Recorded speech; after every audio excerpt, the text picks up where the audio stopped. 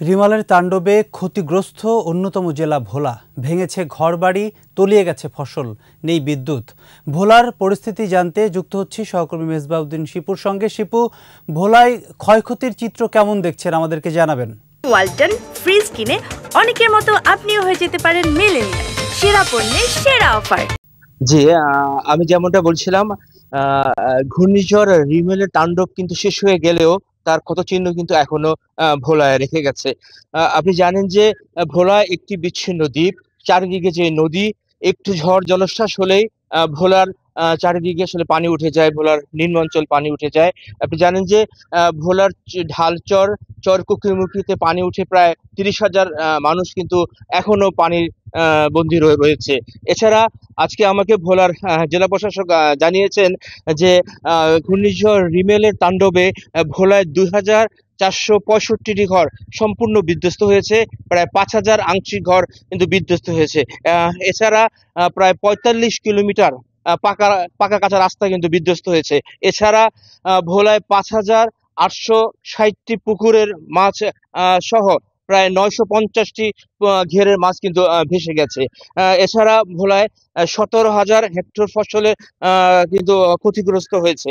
আমাকে ভোলা জেলা প্রশাসক আরো জানিয়েছেন যে এইসব ক্ষতিগ্রস্তদের মাঝে সরকারের পক্ষ থেকে ২,৭৫,০০০ মেট্রিক টন চাল বরাদ্দ করা হয়েছে। এছাড়া শিশু খাদ্য এবং গোখাদ্য হিসেবে নগদ ১৮ লক্ষ টাকা তারা পেয়েছে, যা ইতিমধ্যে ভোলার ৭টি উপজেলায় বিতরণ করা হয়েছে। যারা নির্বাহী প্রকৌশলী আছেন তাদেরকে নির্দেশনা দেওয়া হয়েছে যেন আজকের ভিতরেই যারা দুস্থ অসহায় রয়েছেন, যাদের ঘর বাড়ি বিধ্বস্ত হয়েছে, তাদের জন্য শুকনো খাবার, চাল, ডাল এবং নগদ অর্থ পৌঁছে দেওয়া হয়। এছাড়া আরেকটি বিষয় আমি আপনাকে জানিয়ে রাখছি যে আমাকে বন বিভাগ সূত্র জানিয়েছেন যে ভোলার যে চর কুকরিমুকরি অঞ্চল, যে আমাদের যে বনাঞ্চল রয়েছে, ওইখানে ব্যাপক হরিণ ছিল। অনেক হরিণ ভেসে গেছে এবং বেশ কিছু হরিণ মারাও গেছে। বন বিভাগ অনেক হরিণ উদ্ধার করে তাদেরকে চিকিৎসা দিচ্ছে। এছাড়া আমাকে ঢালচরের যে চেয়ারম্যান আব্দুল সালাম জানিয়েছেন যে ওইখানে আগামী কোরবানি ঈদের জন্য প্রায় তারা ২-৩ হাজার গরু গবাদি পশু তারা লালন পালন করছিলেন। এই জোয়ারের পানিতে ম্যাক্সিমাম তাদের গরু ছাগল ভেসে গিয়েছে।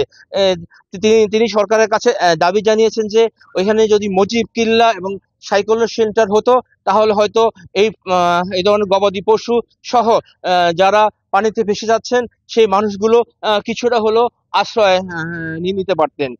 আরেকটি বিষয় আমি আপনাকে জানিয়ে রাখছি, জোয়ার যখন আসে এখনো ভোলার বিভিন্ন জায়গা নিম্নাঞ্চল কিন্তু প্লাবিত হচ্ছে। আরেকটি বিষয় আমি আপনাকে জানিয়ে রাখছি, দীর্ঘ ৩৮ ঘন্টা পরে ভোলার কিছু কিছু জায়গায় বিদ্যুৎ আসলেও ম্যাক্সিমাম জায়গায় কিন্তু এখনো রয়েছে অন্ধকারে। আজ দুপুরের পর থেকে ভোলা লক্ষ্মীপুর এবং ভোলা বরিশাল রুটের লঞ্চ চলাচল শুরু হয়েছে। এই ছিল ভোলা থেকে আমার কাছে সর্বশেষ তথ্য। ধন্যবাদ শিপু আপনাকে। দর্শক, ভোলা থেকে রিমালের ক্ষয়ক্ষতির খবর জানাচ্ছিলেন সহকর্মী মেজবাউদ্দিন শিপু।